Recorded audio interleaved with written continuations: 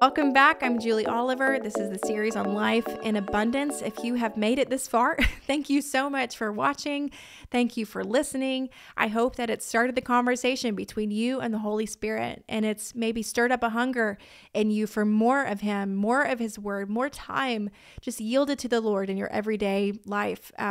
But we've talked about what happens when we tap into the abundance, but how do we do that? How do we access this abundance that God has for us? We access it by abiding. John 15:5 says, I am the vine, you are the branches. He who abides in me and I in him bears much fruit, an abundance of fruit. For without me, you can do nothing. He has given us tools.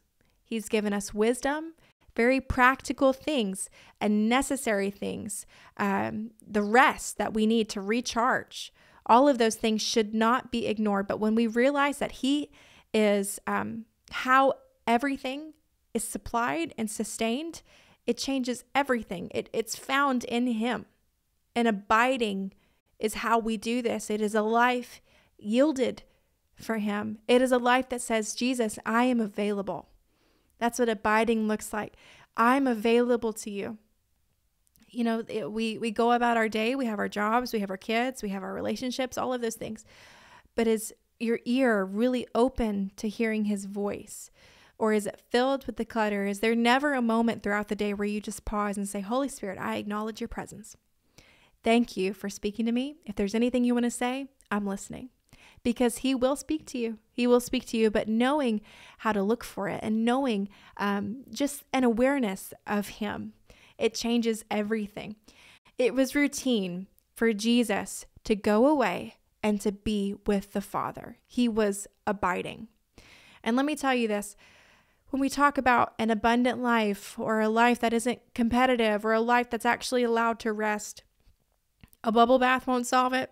A vacation won't solve it. A date night won't solve it. Those are sometimes the byproduct of our stewardship of ourselves and relationships and, even just trying to get those needs met. And those nothing wrong with that. We need those things. But if we just focus on the medicinal effects of what this looks like and never really allow the Lord to transform us from the inside out and get that head knowledge to heart knowledge, the abiding factor, if that doesn't happen, it's still going to feel like nothing's changed.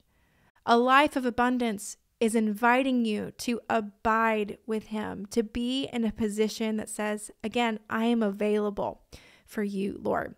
You have to find yourself comfortable in being alone with Him, of being honest about your needs and being needy with Him. We said it in a couple of videos back, podcasts back, is that your neediness is your glory and not your shame. When we present our cup to Him, when we present our hunger to Him, He will not scoff at an empty or dry cup. You will always be filled. You will always be filled into the overflow. He alone is our sustainable source of peace, our sustainable source of provision, of rest, everything that we need. When we acknowledge Him, when we stay vulnerable with Him, if we say, come in and just, be with me, Lord. Be with me throughout my everyday, pausing, Holy Spirit, I know you're here. What do you have to say? That is the abiding. That is what that looks like in a life of abundance. It's abiding with Him. We are in the vine. He is the vine. We are the branches. We are getting everything we need from Him, the root, the foundation, the cornerstone of our life. It's all built on Him. It's all under His lordship. A life of abundance is a life of abiding. Thank you so much. If you have listened or watched this series, if you would share this with a friend that you feel like needs some encouragement or feels dry or burnt out, just a reminder of what God has in store for them, and that is abundance, and He has provided everything we need. So thank you so much again. I'm Julie Oliver. I'll catch you next time.